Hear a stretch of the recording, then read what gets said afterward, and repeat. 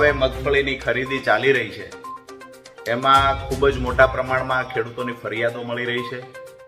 ખાસ કરી અલગ અલગ સેન્ટરોમાંથી જે ફરિયાદો મળતી આવે છે એમાં ખાસ કરી સુરેન્દ્રનગર જિલ્લાના મૂળી તાલુકાના મૂળી એપીએમસીની અંદર જે ટેકાના ભાવે ખરીદી થઈ રહી છે ત્યાં સેન્ટર ફાળવવામાં આવ્યું છે.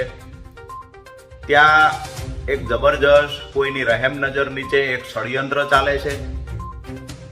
અમને જે જાણવા મળ્યું છે એ મુજબ જે ખેડૂતો ટેકાના ભાવે મગફળી આપવા માટે આવે છે, જેનો પણ રજીસ્ટ્રેશનમાં નંબર લાગ્યો છે, એ ખેડૂત આવે છે તો એનો ઉતારો નથી બેસતો આવું કહી અને એ ખેડૂતની મગફળી રિજેક્ટ કરવામાં આવે. ત્યાર પછી આજુબાજુમાં જે બેઠેલા વેપારીઓ છે, આ વેપારી ટેકાના ભાવ કરતા 200-300 રૂપિયા નીચા ભાવ આપી અને એ મગફળીની ખરીદી કરે છે. અને એ ખરીદી કર્યા પછી અધર ખેડૂતોના નામે એડવાન્સમાં વેપારીઓએ રજીસ્ટ્રેશન કરાવેલું હોય છે, જે બોગસ હોય છે.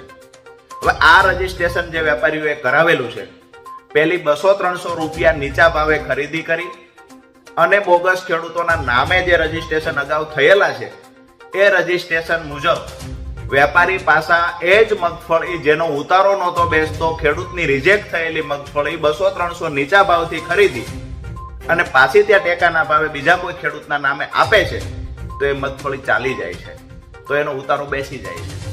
એટલે આ ખેડૂતોને લૂંટવાનું ષડયંત્ર જે મૂળી એપીએમસીમાં ચાલી રહ્યું છે, અમને જે ફરિયાદો મળી રહી છે, જવાબદાર અધિકારીઓને કહીએ છીએ તાત્કાલિક ધોરણે કાર્યવાહી કરવામાં આવે.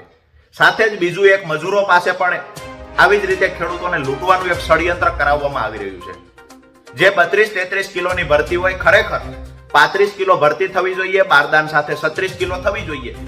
બારદાન 750, 600, 700 ગ્રામનું હોય, તેમ છતાં બારદાનને 1 કિલો ગણવામાં આવે છે. માની લીધું કે 200-300 ગ્રામ એક્સ્ટ્રા ખેડૂત પાસેથી લઈ જાય તો અમને વાંધો નથી, પરંતુ જે ખેડૂતનો એ 32-33 કિલો વજન થાય છે એને કહેવામાં આવે કે તમારી ભરતી બેસતી નથી. કોથળો થોડો અધૂરો રાખીને સીવવામાં આવે, પછી કહેવામાં આવે કે તમારી ભરતી બેસતી નથી.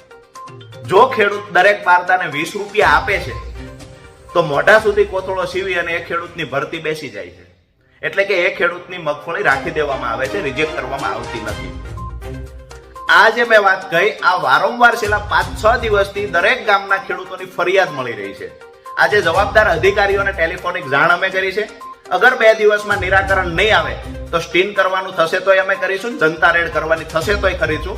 ખેડૂતોને લૂંટવા માટેનું ષડયંત્ર તાત્કાલિક ધોરણે બંધ થાય, આ નમ્ર નિવેદન સાથે વિનંતી